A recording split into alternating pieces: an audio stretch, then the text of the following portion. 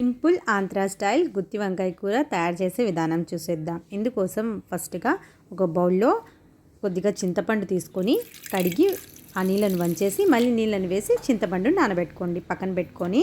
ఇప్పుడు 1/2 కిలో వంకాయలు తీసుకున్నాను నేను ఇక్కడ. ఈ వంకాయలను శుభ్రంగా కడిగి నీళ్ళలో తీసుకోండి. ఒక బౌల్లో నీళ్ళని వేసి దాంట్లో కొద్దిగా ఉప్పు వేసుకొని పక్కన పెట్టుకోండి. ఈ వంకాయలని ఈ విధంగా ఈ కాడల్ని కట్ చేసుకోవాలి. కొద్దిగా కట్ చేసిన తర్వాత వీడియోలో చూపించిన విధంగా ఈ వంకాయలను కట్ చేసుకోవాలి. ఈ విధంగా కట్ చేసిన తర్వాత ఒక చెక్ చేసి చూసుకోవాలి, ఎందుకంటే వంకాయల్లో ఒకసారి పురుగులు వస్తూ ఉంటాయి, అందుకని జాగ్రత్తగా చూసి వేసుకోండి.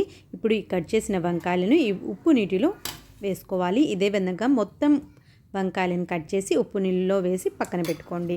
నెక్స్ట్ మసాలా ప్రిపేర్ చేసుకోవాలి. ఇందుకోసం ఒక మిక్సర్ జార్ తీసుకొని అందులో కారపొడి 1 టీ స్పూన్ కారపొడి వేసుకోండి. 2 నుంచి 3 టేబుల్ స్పూన్ల వరకు ఎండు కొబ్బరి పొడి యాడ్ చేసుకోండి. 2 టేబుల్ స్పూన్ల వరకు ధనియాల పొడి యాడ్ చేసుకోండి. ఇందులోనే కొద్దిగా పసుపు మరీ ఎక్కువ వేయద్దండి, కొద్దిగా వేసుకోండి. కొద్దిగా జీలకర్ర, కొద్దిగా మెంతులు మరీ ఎక్కువ వేయద్దండి, లేకపోతే చేదుగా అయిపోతుంది. వేసిన తర్వాత కొద్దిగా నీళ్ళని వేసి మెత్తగా గ్రైండ్ చేసుకోవాలి. గ్రైండ్ చేసిన తర్వాత ఇప్పుడు ఈ మసాలా పేస్ట్ని ఒక ప్లేట్లోకి తీసుకొని పక్కన పెట్టుకోండి.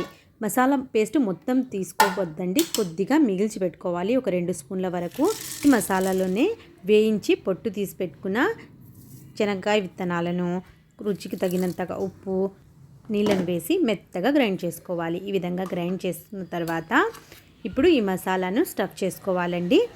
మనం నీళ్ళలో నానబెట్టుకున్నాం కదా, ఉప్పు నీళ్ళలో ఈ వంకాయలను తీసుకొని ఈ విధంగా స్టఫ్ చేసుకోవాలి. మసాలా మొత్తం సైడ్కి మసాలా వచ్చేస్తే ఆ మసాలా తీసేయండి. ఈ విధంగా స్టఫింగ్ చేసుకోవాలన్నమాట. చేసి పక్కన పెట్టుకోండి. ఇదే విధంగా మొత్తం వంకాయలను కూడా స్టఫ్ చేసుకోవాలి. ఈ మొత్తం వంకాయలను స్టఫ్ చేసి పక్కన పెట్టుకున్న తర్వాత ఈ మసాలాను నెక్స్ట్ వాడడానికి పెట్టుకోవాలండి. ఇప్పుడు ఒక కుక్కర్ తీసుకొని గ్యాస్ ఆన్ చేసేసి కుక్కర్ వేడెక్కిన తర్వాత ఇందులో ఆయిల్ యాడ్ చేసుకోవాలి. 4 నుంచి 5 టేబుల్ స్పూన్ వరకు వేసుకోండి. ఆయిల్ కొద్దిగా ఎక్కువే పడుతుంది. ఆయిల్ వేడెక్కిన తర్వాత ఇందులో 1/2 టీ స్పూన్ ఆవాలు, 2 మీడియం సైజు కట్ చేసిన ఉల్లిపాయలను యాడ్ చేసుకొని ఉల్లిపాయలు కొద్దిగా కలర్ చేంజ్ అయ్యేంత వరకు ఫ్రై చేసుకోవాలి. కొద్దిగా కలర్ చేంజ్ అయిన తర్వాత 1 టేబుల్ స్పూన్ అల్లం వెల్లుల్లి పేస్ట్ యాడ్ చేసి ఫ్రై చేసుకోవాలి. ఇప్పుడు మనం స్టఫ్ చేసి పెట్టుకున్న ఈ వంకాయలను యాడ్ చేసుకోవాలి. ఈ వంకాయలు యాడ్ చేసిన తర్వాత 1 నిమిషం పాటు ఫ్రై చేసుకోవాలి. కొద్దిగా ఫ్రై చేసిన తర్వాత మనం మిగిల్చి పెట్టుకున్న మసాలా, ఫస్ట్ మనం ప్రిపేర్ చేసి పెట్టుకున్నాం కదా, ఆ మసాలాను ఇందులో యాడ్ చేసుకోవాలి. చాలా సింపుల్గా రెడీ అయిపోతుంది ఫ్రెండ్స్, మీరు తప్పకుండా ట్రై చేసి చూడండి ఈ రెసిపీ. ఇప్పుడు ఇందులో మీడియం సైజు కట్ చేసిన 3 టమాటాలను యాడ్ చేసుకొని ఒకసారి బాగా కలపండి. ఒక 2 నిమిషాల పాటు ఈ మసాలా, టమాటా మొత్తం ఈ వంకాయలను ఫ్రై చేసుకోవాలి.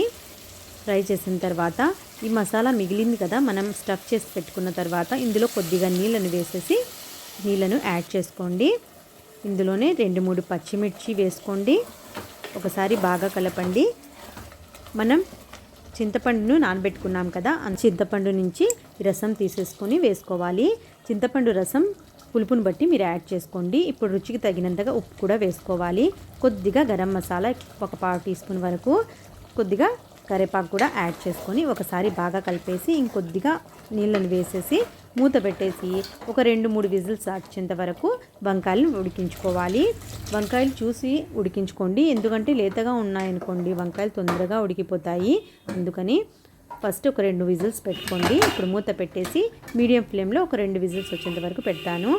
మళ్ళీ చెక్ చేసి చూసుకొని ఏమన్నా వంకాయలు ఉడకకపోతే మళ్ళీ కావాలంటే ఇంకొక విజిల్స్ పెట్టుకోవచ్చు. 2 విజిల్స్ వచ్చేసాయండి. గ్యాస్ ఆఫ్ చేసేసి ప్రెషర్ మొత్తం పోయిన తర్వాత కుక్కర్ మూత తీసి చెక్ చేసి చూద్దాం వంకాయలు ఉడికాయా లేవా అని.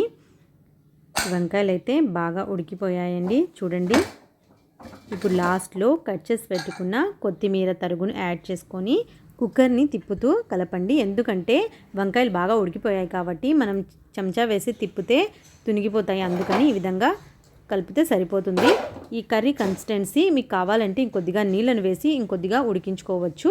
నాకైతే పర్ఫెక్ట్గా ఉందండి. మీరు కూడా తప్పకుండా ట్రై చేసి చూడండి రెసిపీ నచ్చితే లైక్ చేసి మీ ఫ్రెండ్స్తో షేర్ చేయండి. మరిన్ని టేస్టీ రెసిపీస్ కోసం నా ఛానల్ని తప్పకుండా సబ్స్క్రైబ్ చేసుకోండి. మళ్ళీ కలుద్దాం ఇంకొక వీడియోతో.